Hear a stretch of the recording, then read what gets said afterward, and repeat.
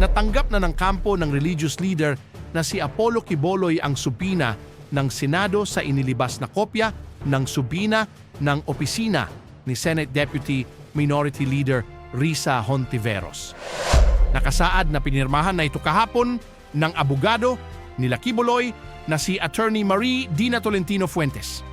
Nakatakda sa March 5 ang susunod na pagdinig ng Senate Committee on Women and Children, Family Relations and Gender Equality na nag-imbestiga sa mga aligasyon ng pang-aabuso ng religious leader. Ayon kay Hontiveros, hindi papayagang dumalo virtually si Quiboloy at ipapaaresto ito sakaling hindi pa rin magpakita sa Senado. Sa halip na magpabiktim o palabasing siya pa umano ang biktima. Muling hinamon ni Senator Risa Hontiveros ang religious leader na si Apollo Quiboloy na harapin na ang mga akusasyon laban sa kanya sa pagdinig ng Senado. Ito ay para marinig at makapagpaliwanag sa mga akusasyon na ibinabato sa kanya.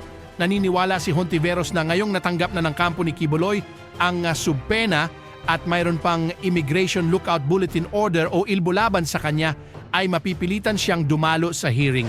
Dagdag pa ng mambabatas, mas mabuti na harapin na lang ni Quiboloy ang mga isyu kaysa gumawa ng mga kwento gaya ng umano'y planong pagpatay sa kanya at pagkakaroon ng $2 milyong na patong sa kanyang ulo.